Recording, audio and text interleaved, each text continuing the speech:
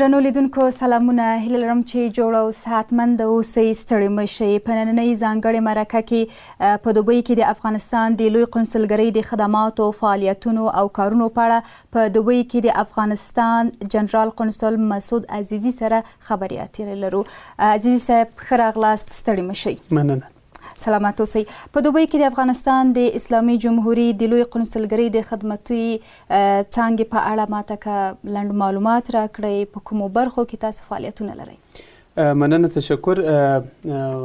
د افغانستان اسلامي جمهوریت نمایندګي چې په دوبۍ کې ده په مختلفو بخشونو کې خپل خدمات ترسره کوي، البته خاصتا د قونسلي چارو کې چې په هغه کې پاسپورت راځي، تصادیق راځي او په ویزا ورکولو کې او همداسې فرهنګي او اقتصادي ډیپلوماسي ترسره کوي تر څو وتوانیږو چې د کوربه هیواد سره خپلې اړیکې نورې هم پیاوړې کړو او هلته د فرصت څخه په استفادې د افغانستان لپاره سرمایه ګزاري را جلب کړو او هغه د افغانستان تاریخ چې دی، فرهنګ چې دی او د افغانستان یو کلتور چې دی، هغه خپل یو ښه انعکاس او د افغانستان د بیرته ښه د نوم پیژندنه وکړو. دغه نوع کارونه موږ کوو په دوبۍ کې.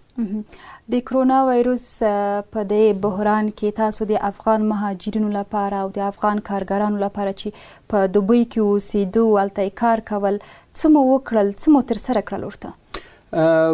خوشبختانه زه ډېر ویاړم خپل په همکارانو باندې او موږ وتوانېدلو په نمایندګۍ کې کله چې دغه بحران راغلی، جهاني بحران، نو خاصتا دوبۍ اکثر اماراتونه یا د اماراتو اکثر اماراتونه بند سوله، چې کرنټینونه راغله، دکانونه بند سوله، د خلکو تګ و راتګ بند سو، پروازونه کینسل سوله، نو فابریکې او کاروبارونه ګرده ودرېدل چې یو جهاني بحران یې راوستی چې هغه تاسو ته بهتره معلومه ده. نو عیناً په دوبۍ او په شمالي اماراتو کې چې زما مسؤلیت دی، زما کاري دفتر د همکارانو د نمایندګۍ مسؤلیت دی، ورې هم دغسې وسوله چې ځایونه بند سوله. نو هلته پخوا به ډېر افغانان اروپا او امریکا او دا ځایونو ته به لاره پیدا کوله تلله به. اوس خوشبختانه چې ډېر زموږ د اړیکې ډېرې ښه سوي دي د اماراتو سره، نو ډېر افغانان ورې راځي د کار پیدا کولو دپاره. نو کله چې دا بحران راغلی، ډېر زموږ وطنوال یا هیوادوال ورې بند پاتې سول، چې راغلي وه. ځینې خو هغه خلک دي چې ورې استوګنه کوي، ځینې راځي دغه ته د کارګره طبقه، بل دا دي چې هلته راځي کار یې پیدا کوي. نو بیا چې کله دغه بندیز ولګېدی، موږ الحمدلله وتوانېدلو چې د هر چا مو ښه خدمات ترسره کړله. دا موږ ډېر ښه تقدیر سولو. ما خپل ملاقات شیخ عبدالله سره درلودی چې هغه وزیر خارجه دی. موږ تقدیر کړلو او تشکر یې وکړ چې هغه بند افغانان هلته وه چې په زرګونو وه، د دوی د پروازونو ترتیبول او دوی په صحیح شکل باندې د دوی ته سهولت برابرول، موټران نیول او دوی ته رسیدګي کول چې هم مو 24 ساعته دفتر ورته جوړ کړي، خلاص مو کړي. دوی زموږ سره تماس نیولی سوی د تلیفون د لارې، د ایمیل د لارې، د سوشل میډیا د لارې. نو بیا موږ خپلې هلې ځلې ډېرې ګړندۍ کړلې چې دوی په صحیح شکل باندې بیرته هیواد ته راستون سي. نو هغه یو ډېر ښه فرصت و چې زما او زما د همکارانو په وسیله باندې دا خلک مو در خپلو کورونو پر راواستول. د بلې خوا د بندیانو دپاره باندې مو ډېر تمرکز وکړي.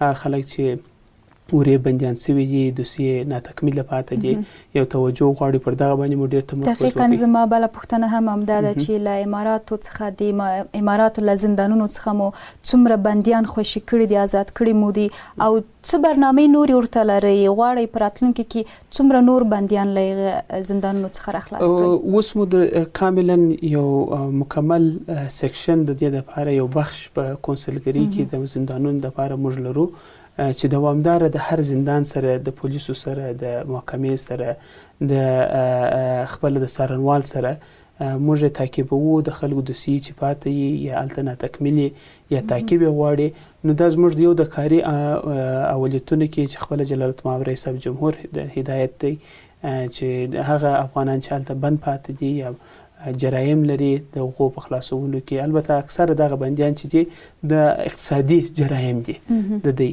ډېر کم جنایي جرمونه موږ الحمدلله لرو چې حتی ما په دغه مجلس کې چې د شیخ عبدالله سره درلودې هغه هم د دې ستاینه وکړله چې افغانان یو د هغه خلکو څخه دي چې دلته اوسېږي د 200 اتباعو څخه چې دلته لږ جرایم الحمدلله لري. نو خدای دې وکړي چې بیخي جرایم افغانان په اماراتو کې یا په ټوله دنیا کې اجزا کې ونه کړي. نو هغه جرایم یو تعقیب غواړي، د زموږ دنده د مسؤلیت مو دی. زما په خاص په لومړیتوبونو کې د کارونو کې قرار لري.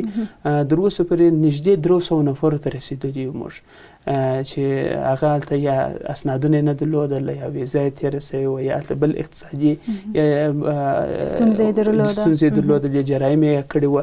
نو هغه مو تعقیب کړي دي. الحمدلله خلک مو راستولي دي چې دلته هم خاصه توجه سوې د دوی د ټیکټونو په جوړولو کې، د دوی د بیرته دلته راستولو کې. نو خپلې هلې ځلې مو کړي دي او اوس به هم په آینده کې به نور هم دغه هڅونې کوو. خدای دې توفیق درکړي چې نور هم د دوی لپاره کار وکړي.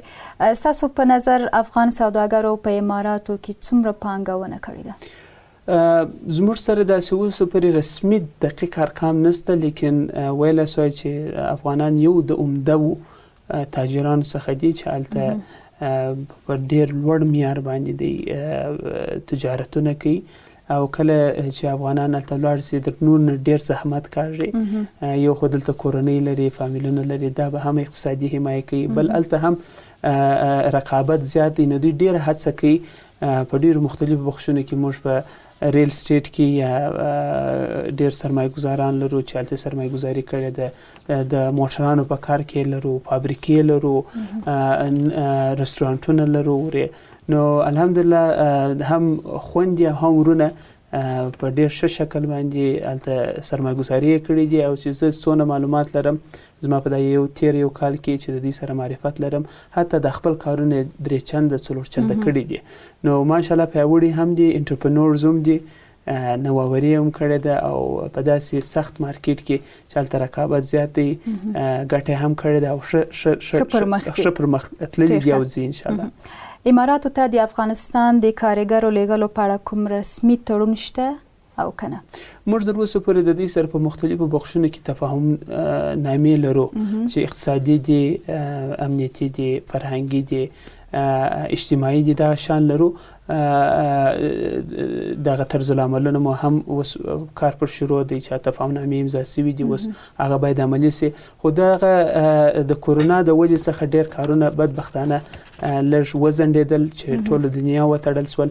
نو موږ په دې هیله چې واکسینونه ډېر زیات سي او د کورونا وبا مرض ختم سي د خیره. دغه هم یو د لومړیتوبونو څخه دی چې خپله جلالت مآب رئیس جمهور هدایتونه همیشه کړي دي چې باید هغه کارګره طبقه چې فرصتونه جوړیږي باید هلته ولاړ سي، ورې خپل کار پیدا کړي او پر مخ یې بوځي. یعنې یو غټ بازار دی، هم امارات او خپله دغه عربي هیوادونه د افغاني کارګرو دپاره یو ښه بازار کېدلی سوی. دوبۍ پر افغانانو باندې سیاحتي او د اقامې ویزې بندي کړې وې، د خلاصون لپاره تاسو څه اقدامات ترسره کړل؟ البته افغانستان یوازې نه دی په دې کې.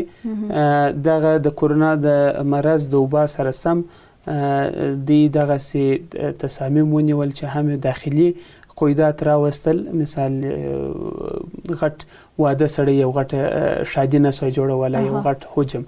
نو د اورې هم ځینې قیودات راوستل او هم د بیرون څخه چې ځان د خطر بلودی اماراتو د دې د پالیسي په اساس باندې 13 هیوادونه په دې کې دي چې افغانستان یو په هغو کې دی. زموږ هڅې روانې دي چې وتوانیږو چې افغانستان ته دا ویزې خلاصې سي. خو دوی اوس هم قیودات لري، ورې اوس هم د وبا مرض کورونا تهدید وجود لري. خلک پوره واکسین شوي نه دي، په دنیا کې واکسین در اوسه پورې خلکو ته ټولو ته فراهم شوی نه دی. نو یو یې دغه دی. د بلې خوا څخه در اوسه پورې لا خوشبختانه فامیلي ویزې امکان لري چې هغه فامیلونه راځي، تورسټي راځي، هغه کولی سوی چې ورې راسي د فامیل سره. کاري ویزه هم شته، خلک چې وړې کاروبارونه ولري او څوک استخداموي نو هغه کولی شوی چې وړې راسي خپل ویزه واخلي. یو د سیاحت دپاره د ځینې کویدات راوستلي دي ځینې هیوادونو سره، دا یوازې امارات نه دي، اکثره هیوادونه عربي دغه اروپایي هیوادونه، عربي هیوادونه دی هم دغه کویدات راوستلي چې اوس هېڅ ویزې نه ورکوي چاته. خو خوشبختانه نو موږ فامیلي ویزه لرو، امارات ته په فامیلي ویزه تلای شو. تاسو څه موده مخکې د دوبۍ اقتصاد ډپارټمنټ مشر سره لیدلي وو، د دوه اړخیزو اقتصادي اړیکو د پراختیا په اړه مو څه پلانونه منسجم کړل؟ بلې ومه نه یوازې د ده سره بلکې د نورو اماراتونو د مشرانو سره هم ملاقاتونه درلودل او کوشش کوم چې هم د حکومتي چارواکي چې هلته دي او هم خصوصي سکتور، البته دوبۍ د دنیا یو د مهمو اقتصادي مرکزونو څخه دی چې هلته هم د اماراتو هم د دنیا غټ اقتصادي مرکزونه دي هلته. نو افغانستان دپاره یو ښه فرصت دی چې موږ د خپلو صادراتو دپاره وړې بازار پیدا کړو. او کله چې ما بحث ورسره درلودی د دغې فرصت څخه خبر کړله، البته دی خبر هم و نور می هم توضیحات ورته ورکړل چې افغانستان ستاسو دپاره یو ډېر مهم پارتنر کېدلی شوی، خاصتا د ډوډۍ د غذا په سکیورټي کې چې د مختلفو دنیا څخه دی د توکي واردوي. نو ما ورته چې افغانستان هم ستاسو مهم پارتنر کېدلی شوی. موږ دلته پراخې دښتې لرو، ښه د مځکو حاصلات لرو، اوبه لرو او بزګران مو ډېر تکړه دي چې د افغانستان دپاره هلته بازار پیدا شي. نو بیا د دې د یادونې څخه چې افغانستان صحیح دا امکانات لري، لیکن په نورو دنیا کې داسې یونین دی لري، اتحادیه لري، هم د میوه‌جاتو دپاره هم د سبزیجاتو دپاره، د هر محصولاتو دپاره چې تاسو دغه لري باید تاسو موږ ته صحیح ارقام راکړئ، د هغه کوالټي راته وښوئ او هغه کوالټي ساتل ډېر مهم دي. او بل د دې پروسس چې تاسو څنګه دا پیکوي، دغه ټوله شان د دې د خوا څخه خواهش وسو چې ما خپله بیا د وزیر صاحب د زراعت سره پر دې رابطه باندې خبرې وکړلې، د وزارت سره مې هم خبرې وکړې. دا یو علت چې زما د راتګ و همدغه و چې هغه کارونه هلته موږ هغه کارونه شروع کړي دي، افتکارونه چې هلته کوو دلته تعقیبېدل پکار دي چې دلته خصوصي سکتور ما ښه ملاقات د اتاق تجارت سره ښه اړیکې لرم، الحمدلله دوامداره د دې سره وي ټي سي کوو او دلې ورسره کښېنو. زه خپله ورسره کښېنستم، دوی مې دې ته وویل چې تاسې موږ سره په د ارقامو او د پروسس کې موږ سره کومک وکړئ، موږ به ورې تاسې وصل کړو تاجرانو سره او هغه خلک چې علاقه‌مندي لري چې د افغانستان توکي واخلي. په دوبۍ کې د میشتو افغانانو د ستونزو د حل په برخه کې راته ووایاست چې په تېرو څو میاشتو کې مو میشتو افغانانو ته په تقریبي ډول څومره کومک کړی او څومره ستونزې مو ورته حل کړې دي؟ موږ خو هغه صحیح د دقیق ارقام مې اوس په یاد نه دي، خو الحمدلله څو بخښنه مو فعاله کړي دي. یو دا دی چې دوامداره تاسې زنګ وهلی سوی او ستاسې ټلیفون به جوابیږي او ستاسې د مشکل د حل دپاره به تاسې ته لاره درښول کېږي.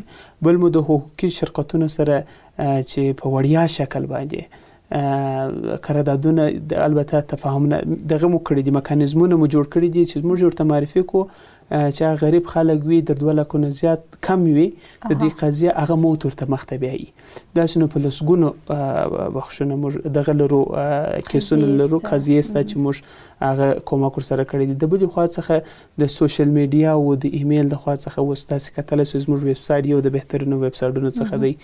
سوشل میډیا هم په عین شکل باندې د میسنجرونه خلک چې میسج کوي تماس ورسره نیول کېږي. زه خپله که نیمه شپه یې که سهار یې که غرمه یې هر وخت یې ماته زنګ وهلی سوی نو دغه او بل دفتر مو کاري ساعت پخوا لنډ و، اوس مې در 4 بجو پورې وغځوئ چې هغه کله در 5 بجو پورې سي، کله د 6 بجو پورې سي، چې د خلکو کارونه باید په هغه غړي په هغه ورځ باندې ولاړ سي. نو خلکو څخه تاسو یو سروې هم کولای شئ وخت چې باور لرم چې خلک ډیر خوشاله دي.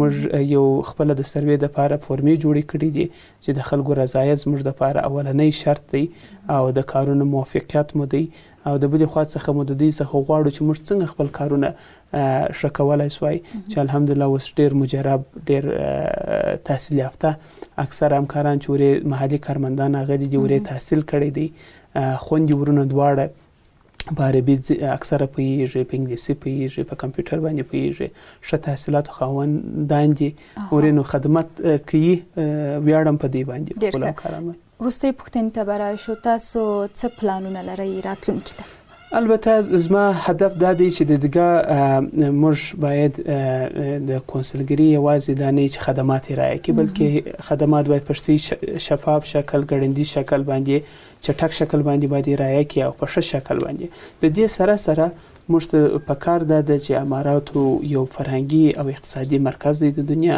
موږ د دې فرصت څخه ښه استفاده وکړو افغانستان ته سرمایه‌ګذاري راجلب کړو او د بلې خوا څخه چې زموږ د افغانستان تاریخ او فرهنګ او هویت دی په صحیح شکل باندې خلکو ته انعکاس ورکړو شاید ډېر کم هیوادونه په دنیا کې چې هلته د 200 نه زیات ادبا ژوند کوي نو امارات په دوبۍ خاص شکل باندې خلک ژوند کوي نو کله چې زه د دې سره خبرې کوم په خپل ډیپلوماټیکو ناستو کې یا د همتاو سره یا د نورو سره زه ورته وایم افغانستان په زراعت کې ښه پوتنشل ښه فرصتونه لري په معدن کې لري په انرژي کې لري په ساختمانو په مکتبونو جوړولو په هسپتالونو کې په خدماتي شکل باندې دغه کې فرصتونه لري نو تاسو راسي افغانستان کې سرمایه‌ګذاري وکړئ خو دا باید دوامدار وي زما یو د راتګ هدف دا مو چې ما د وزارت اطلاعات او کلتور سره ناست درلوده خپل مې د وزیر صاحب د حج او اوقافو سره